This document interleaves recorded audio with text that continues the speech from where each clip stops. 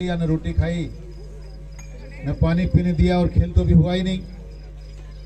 पर आपका खेल देखकर मुझे ऐसे लगा कि अगर मैं लेट आता तो बहुत नुकसान होता।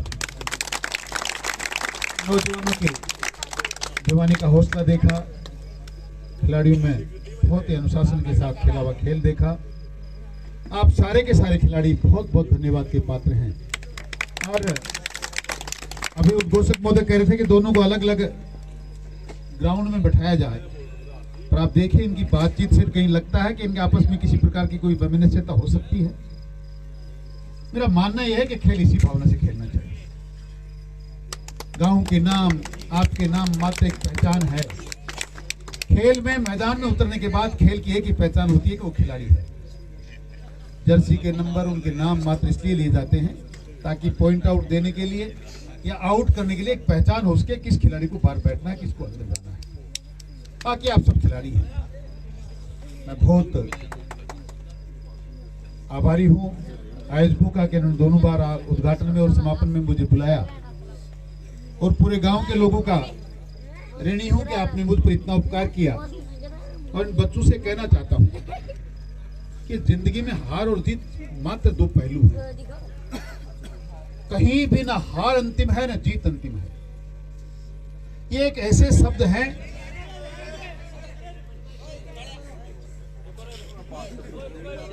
पहले थाने खिलावांगे एक बार और। ये दो ऐसे शब्द हैं जिनका जीवन में कभी कोई अंतिम तय नहीं है कि इसका समापन आज यहां हो गया। ना आपकी हार अंतिम है ना आपकी जीत अंतिम है। हारने वालों को वापिस प्रयास करना चाहिए कि भोजनगर गांव में जाकर आप इनको हराएं, और जीतने वालों को यह कोशिश करनी चाहिए कि मैदान चाहे झुंझुनू का हो, चाहे जयपुर का हो, पूरे दिल्ली का हो, लगातार प्रयास करें कि आपकी जीत लगातार बनी रहे। कवि ने बड़ी 4 लाइनें लिखी हैं। एक पक्षी वृक्ष पे बैठ के आसमान की तरफ देख रहा था तो उस कवि को 2 बातें याद आई। ए परिंदे तू यूं ही क्यों जमीन पर बैठकर आसमान को देखता है। ए परिंदे तू यूं ही क्यों जमीन पर बैठकर आसमान को देखता है। पंखों को फैला, ये जमाना सिर्फ उड़ान देखता है। लहरों की तो फितरत है शोर मचाने की, मंजिल उसको मिलती है जो आंखों से तूफान देखता है। इसलिए बच्चों, कोई हार नहीं है, तुम्हारे भाई हैं। ये तो एक मैदान है। आज किसी ने 2-4 पॉइंट से बाजी मार ली, कल यही मैदान तुम्हारा फिर इंतजार कर रहा है। इसलिए एकदम भाई की तरह, दोस्तों की तरह इस खेल का समापन करके इस प्रकार का एक मनोभाव इस गांव से लेकर जाना। मैं तो इतना जानता हूं, गांव के लोग और आयोजक लोगों ने बड़े तन्मयता से आपके खेल को देखा है। बहुत सुंदर आपने खेल खेला है।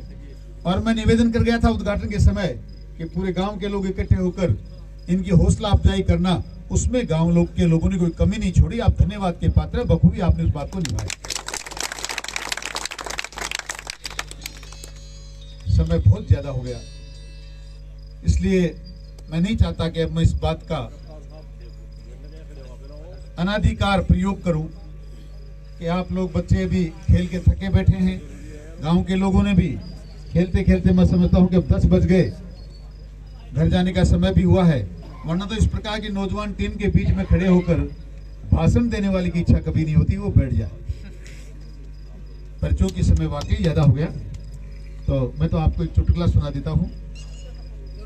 वैसे मैंने लंबी बात कही नहीं है, पर एक बार एक भाषण देने वाले आदमी को मेरी तरह कभी एक बार मौका मिला। कई दिनों से उसको भाषण देने का मौका मिला नहीं, तो माइक को लेके बैठा ही रहा।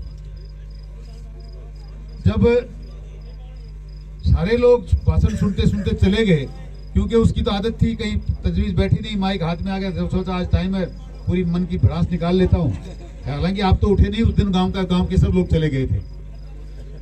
एक व्यक्ति लठ लेके घूम रहा था। उसने दीवार की तरफ से मुंह उठाया, क्योंकि जब कोई नहीं बचा तो दीवार की तरफ देखने लग गया। उसने पूछा, बाबा तू क्या कर रहा है? बोला, तू लगा रहा है, मैं तेरे से मेरे से कोई झगड़ा नहीं है, मेरी लाठी तेरे लिए नहीं है, वो तो उसको ढूंढ रहा हूं जिसने तेरे को यहाँ बुलाया है। इसलिए आप कहीं बोर हो रहे हो तो मेरी तरफ कोई इशारा करना मत भाई, मैं तो पहले सर्दी का मारा हूँ। मेरे को तो गांव के लोगों ने बुलाया है, किसी की इच्छा होगी भाई मैं ज्यादा आपका टाइम खराब करेगा तो इनसे बात कर लेना, मेरी कोई गलती नहीं है। आप लोग आए, इतना मान सम्मान बढ़ाया, मुझे भी इतना मान और सम्मान दिया, मैं आपका आभारी हूँ। आयोजक मंडल से उस दिन भी कह के गया था, आज भी कह रहा हूँ, जैसा भी आज आदेश मुझे कहेंगे मैं आपके लिए हमेशा तत्पर हूँ। आज भी आप जैसा आदेश मुझे कहेंगे उसकी मैं पूरा करने की पूरी कोशिश करूंगा। आपका बहुत बहुत